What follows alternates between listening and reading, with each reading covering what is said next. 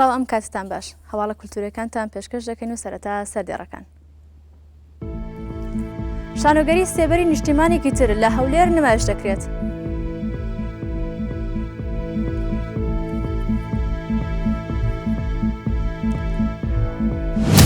دوای چارەکە سەدەیەک بەرنامەکەی ئۆپرا وەستا.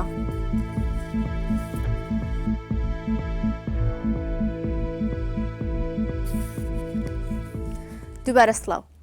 شانۆگەری سێبەری نیشتیمانێکی تر لە شاری هەولێر نمایش دەکرێت. کاستی شانۆگەری سێبەری نیشتیمانێکی ترکە لە 25 مانگی مارسی ڕابردوو لە فیستیڤاڵی سلێمانی بۆ شان و نمایشکرا لە ئێستادا سەرقاڵی پرۆڤەکردنن بۆ دووبارە نمایشکردنی لە شاری هەولێر. سێبەری نیشتیمانێکی تر لەلایەن هونەرمەند فەرهاد عەبدوڵڵاوە کاری دەرهێنانی بۆ کراوە و هەرێکە لە هونەرمەندان دیدار عومەر و ڕامان مەریوان ڕۆڵی سەرەکەی تێدا دەبینن. لەوبەرەوە فەرهاد عەبدوڵڵا دەرهێنەری شانۆیەکە بە ئارتی ڕاگەیاند. کارەکە جوان نییە، من خۆم ئەگەر بڵێم کارێکی جوانە یا شتێکە ئەمەوێت خەڵک زیاتر بیبینێت، چونکە باس لە معاناتی بەس من ناکات، باسی معاناتی شاری سلێمانی ناکە بەتەنها، باسی هەموو معاناتی فەردێکی کورد یان عەرەب یا فارس یا بە هەر شێوەیەک بێت، چونکە باز لە قوتی ژیانی خەڵک ئەکات، چۆن دروست دەبێت، چۆن چەند کەسێک هەیە زاڵ ئەبێ بەسەریا، چۆن هەوڵەیەن کە خۆیان لەو جێژاوە دەربکەن، مەکانی خۆڵە عەمەلی هەموو شار لەکوێکەوە بێتەوە لەویایە، بێگومان لە هەموو شارێکە و خۆڵە عەمەلە هەیە. بەڵام ئێمە بۆ هەردایک ڕۆین تۆ بەر لە ئێمە لەوەی من کەناستم بە شیە و ڕێ ناکەم. سەبڕە لێرەوە قامەتی نور ببینە. تۆ ناوت لێناوە وێرانە بۆ من فردەوس بوو. ئەگەر بێم لەو ڕێگایە سەحری هەموو شت لە بەردەم ترس و برسێتی و لە دەستچوونی دایکی جان سبەیماندا سەماکە سەماک لە دڵەوە نەشئە بەخشە دایکە جان. بڕیارە لە مانگی دەسەمبەری داهاتوودا شاری دەربەندی خان دووهەمین فیستیڤاڵی شانۆی سەرشقام لەخۆ بگرێت. لە ئاگاداریەکدا کە بەڕێوەبەرەتی ڕۆشنبیری دەربەندی خان بڵاوی کردوێتەوە، ئەو بەڕێوەبەرەتیە داوا لە سەرجەم تیپ و گروپە شانۆیەکان دەکات ئەوانەی دەیانهەوێت بەشداری لەو فیستیڤاڵەدا بکەن بەرهەمەکانیان پێشکەش بەو بەڕێوەبەرەتیە بکەن. هونەرمەندان و گروپە شانۆیەکان دەتوانن بۆ وەرگرتنی ئادرێسی بەڕێوەبەرەتیەکە سەردانی سایتی کەناڵی nrt.tv.com بکەن. هەر لە دەربەندی خان دەمێنینەوە. دوێنێ پێشانگایەکی کتێب کە زیاتر لە 2000 ناونیشانی لەخۆگرتووە لەو شارە کرایەوە. پێشانگاکە لەلایەن کتێبخانەی هەورامان لە دەربەندی خان بە هاوکاری بەڕێوەبەرەتی ڕۆشنبیری دەربەندی خان کراوەتەوە و 2000 ناونیشان و نزیکەی 15000 کتێبی لە بوارە جۆراجۆرەکاندا لەخۆگرتووە. بڕیارە تا 29 ئەم مانگای بەردەوام بێت. بە یارمەتی بەڕێوەبەرەتی ڕۆشنبیری دەربەندی خان هەستان بکردنەوەی پێشەنگایە لە هۆڵی ڕۆشنبیری لە 4 زمانە زمانی کوردی، عەرەبی، فارسی، ئینگلیزی لەسەر جەم بوارە جیاوازەکاندا و ئێمە هیوادارین سوودێک بە خەڵکی دەربەندی خان بگەێنین تا 29 مانگ ڕۆژ یەکشەممە ئینشاڵڵا بەردەوام بێت. پاش 25 ساڵ بەردەوامی بەرنامەکەی ئۆپرای وێنفێری دووەڵقەی پێشکەش کرد و لە پەخشکردن وەستا.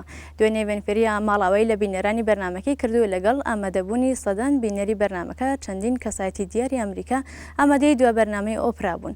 ئۆپرا سوپاسی ئامادەبوانی دوا بەرنامە و تەواوی بەرنامەکانی 25 ساڵی ڕابردووی کردووتی بەبێ پشگیری ئەوە بەرنامەکە بەردەوام نەدەبوو. یەکێک لە ئامادەبوانی بەرنامەکە وتی هەرچەندە لەسەر سەکۆکە کورسێکی لێبوو بەڵام ئۆپرا بەردەوام ڕاوەستا بوو. دوای بوونی بەرنامەکەش ئۆپرا لەگەڵ ستێدمان گراهامی هاوڕێی بۆ دوجار خواحافزی لە سودەکانی هارپۆی کرد.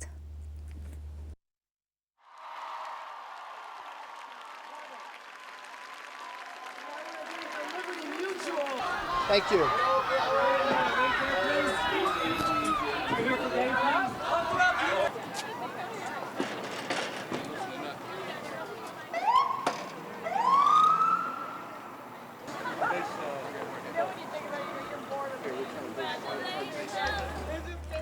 ژاولۆن کەمپۆزەری چینی و براوەی خەڵاتی پۆلیتزەر بۆ میوزیک لەلایەن کۆمەڵی کۆمپۆزەران و نووسەرانی ئەمریکیەوە خەڵاتی ڕێزلێنانی پێبەخشرا.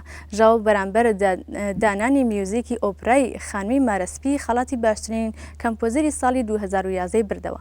هەرچەندە خەڵاتەکەی بە شەرەفێکی گەورەدانا، بەڵام ژاو دەڵێت چاوەڕوانی خەڵاتەکەم نەکرد، پێم وابوو خێزانەکەم خەڵاتەکە دەباتەوە.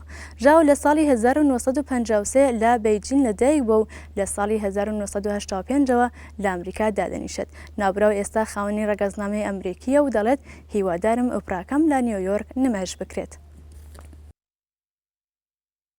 我就是10几岁呢，就是带了一个手风琴，其他的没有任何什么音乐都没有的，在那边听收音机也听不到这个。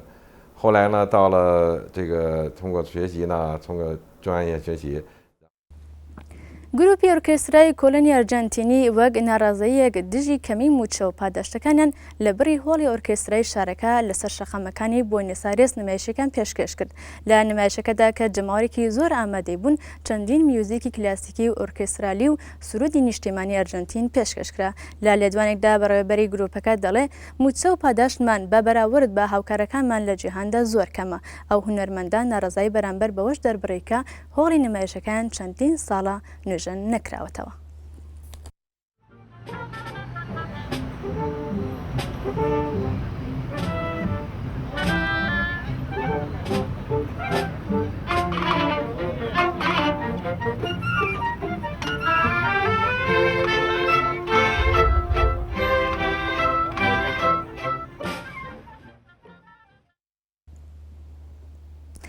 هەواڵە کولتورەکانمان پێشکەشکردن بەختەوەر بن.